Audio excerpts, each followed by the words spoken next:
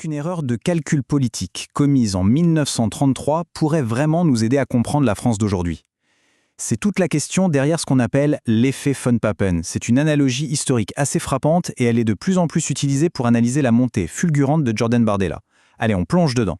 Bon, alors, c'est quoi exactement cet effet von Papen? Derrière ce nom un peu étrange se cache une référence historique bien précise. Et la comprendre, c'est vraiment la clé pour décrypter toute l'analyse qui va suivre.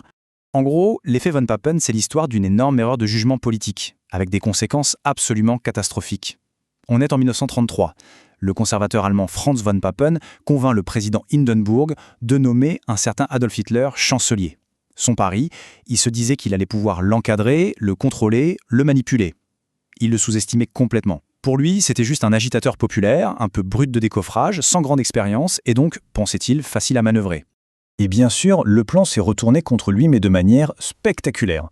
Loin d'être contrôlé, Hitler a profité de cette légitimité toute fraîche pour s'emparer du pouvoir absolu en quelques mois à peine, balayant au passage von Papen et tous ses alliés. Voilà, c'est ça l'essence de l'effet von Papen. Une élite qui, par cynisme ou par pure naïveté, pense pouvoir se servir d'une force radicale et qui, au final, ne fait que lui dérouler le tapis rouge vers le pouvoir absolu. D'accord, mais pourquoi est-ce que cette vieille leçon d'histoire nous intéresse aujourd'hui, en France? Eh bien parce que cette même analogie est maintenant utilisée pour décrire la montée d'une nouvelle figure politique qui est portée par un électorat en pleine mutation. Et au centre de cette comparaison, on trouve bien sûr Jordan Bardella. Son image publique, elle est construite au millimètre près, celle du fils décomplexé d'immigrés italiens qui a grandi en Seine-Saint-Denis. C'est un récit personnel très efficace qui est vraiment devenu la pierre angulaire de toute sa communication.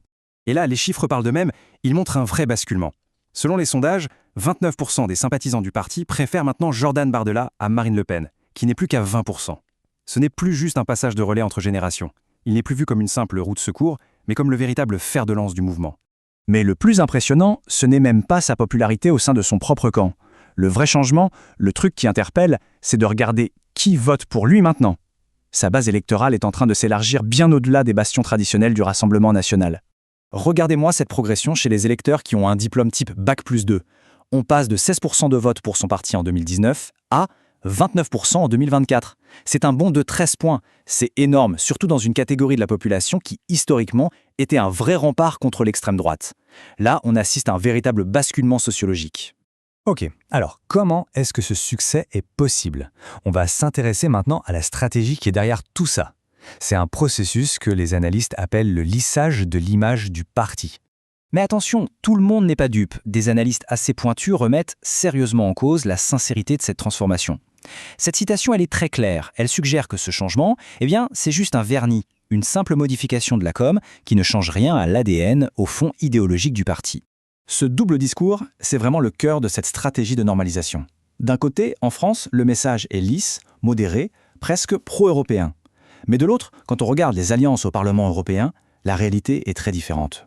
On y trouve des alliés comme Viktor Orban, très proche de Poutine, ou Roberto Vanacci, connu pour ses positions, disons, radicales. C'est cette contradiction permanente qui pose question. Alors comment est-ce qu'on fait passer cette image normalisée, en particulier auprès d'un tout nouvel électorat? Eh bien, l'outil principal, l'arme fatale, c'est TikTok. Et là encore, les résultats sont assez dingues. Chez les moins de 25 ans, le vote pour sa liste a presque doublé, passant de 15% en 2019 à 26% en 2024. Attention, il faut noter que l'abstention chez les jeunes reste massive, à 60%. Mais il a quand même réussi à capter une part très importante de cet électorat qui lui était autrefois complètement inaccessible. Et la stratégie derrière ce succès est en fait assez simple à comprendre. L'idée, ce n'est pas de convaincre les gens avec un programme politique détaillé et argumenté, non. Le but, c'est de les amener à apprécier la personne, à créer un lien personnel presque affectif. Cet exemple est juste parfait. C'est un commentaire trouvé sous une vidéo TikTok où Bardella se filme en train de manger des bonbons. La logique du vote, ce n'est plus « je suis d'accord avec ses idées ». Non, c'est « je m'identifie à lui, il est comme moi ». La connexion est basée sur le mimétisme, pas sur l'idéologie. On peut donc décomposer cette méthode en 3 étapes très claires. Étape 1, publier du contenu relatable, des choses du quotidien qui le rendent humain et proche. Étape 2, forger une connexion personnelle qui va complètement court-circuiter le débat d'idées traditionnelles. Et le résultat, c'est l'étape 3, le programme politique lui-même, avec ses points les plus durs et les plus controversés, devient secondaire, voire totalement invisible. Allez, on boucle la boucle, on revient à notre point de départ. Si on applique cette analogie historique jusqu'au bout, il faut qu'on identifie qui, aujourd'hui, pourrait bien jouer le rôle de ce fameux Franz von Papen. Rappelons-nous bien du cœur de l'analogie. Pour qu'elle tienne la route, il faut qu'une élite, que ce soit par calcul ou par naïveté, sous-estime une force politique et lui ouvre en quelque sorte la porte du pouvoir. Alors qui pourraient être ces von Papen modernes?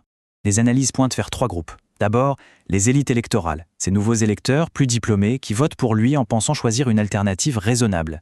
Ensuite, les élites politiques, une partie de la droite traditionnelle qui est tentée par des alliances pour assurer sa propre survie politique. Et enfin, les élites médiatiques qui, en le traitant comme n'importe quel autre politique, contribuent à polir son image et à le rendre normal. Et c'est là que le parallèle final est vraiment saisissant. En 1933, l'erreur fatale, ça a été de croire que les institutions, la structure démocratique suffirait à contenir le radicalisme. Aujourd'hui, l'erreur potentielle, ce serait de croire que l'image policée du leader suffit à masquer la radicalité de son projet.